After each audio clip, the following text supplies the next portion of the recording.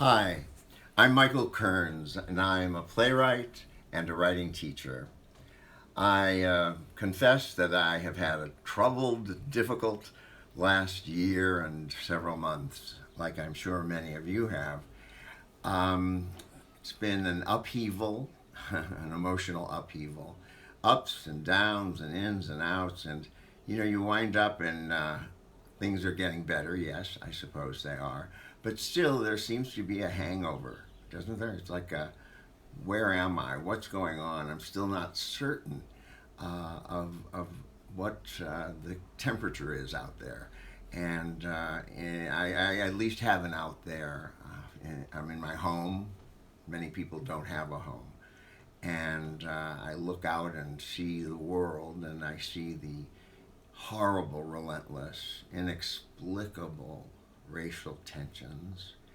And I just think that our emotional lives have gone haywire. And I know I lose my train of thought. I don't trust my feelings. Sometimes I think I've forgotten how to talk on the telephone.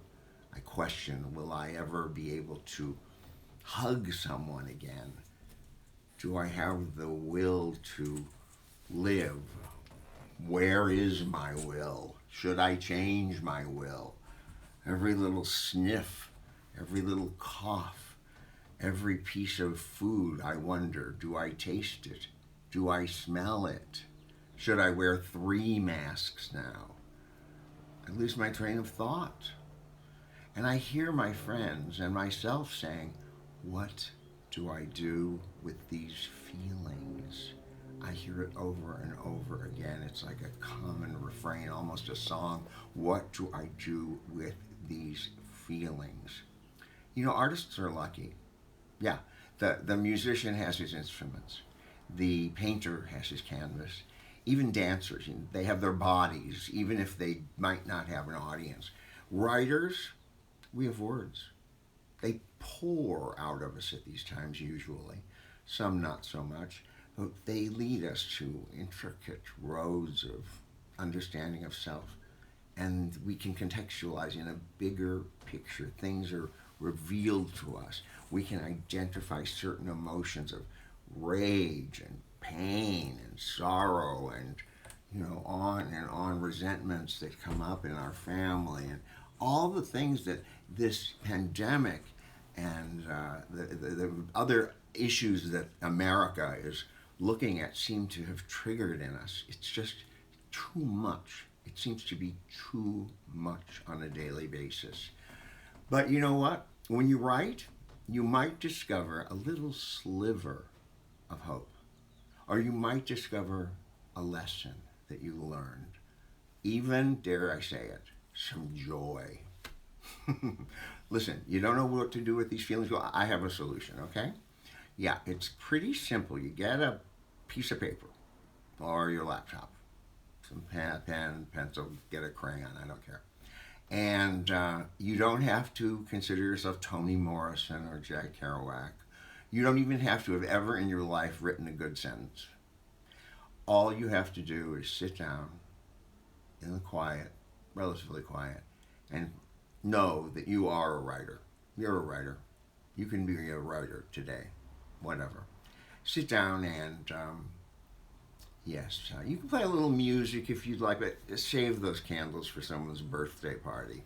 I want you to plunge into a feeling, a specific one, an emotion that you have that is troubling you, something that happened, an event, maybe during the COVID time, during the last year, some resentment, some argument that's lingering, and it will lead you to other feelings and other thoughts. Just write.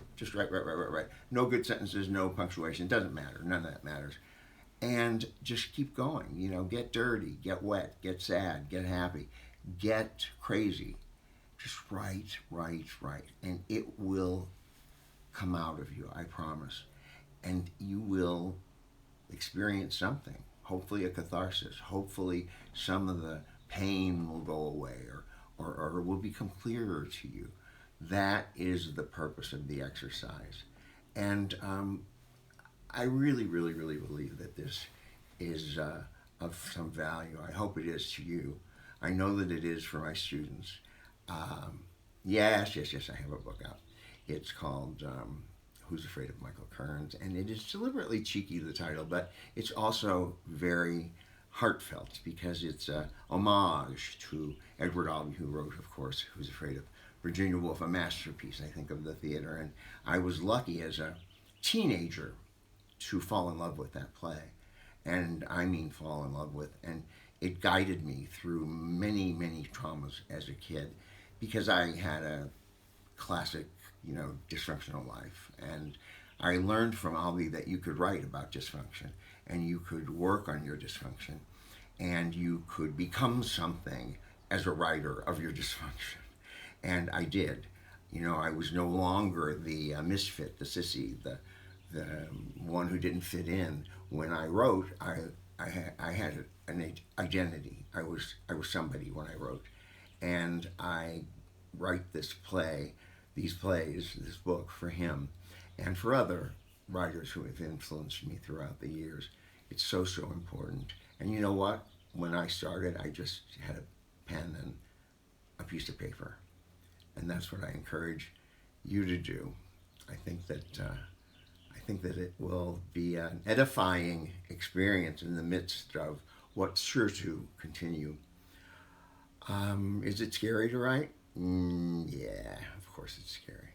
But you know what? It's scarier to hold all that in, not express it, whatever's happening in your body with all that stuff, all that emotional garbage. It's much scarier. And I'm not really anything to be afraid of unless you don't buy my book. It's available at Skylight Books in Los Angeles. Thank you.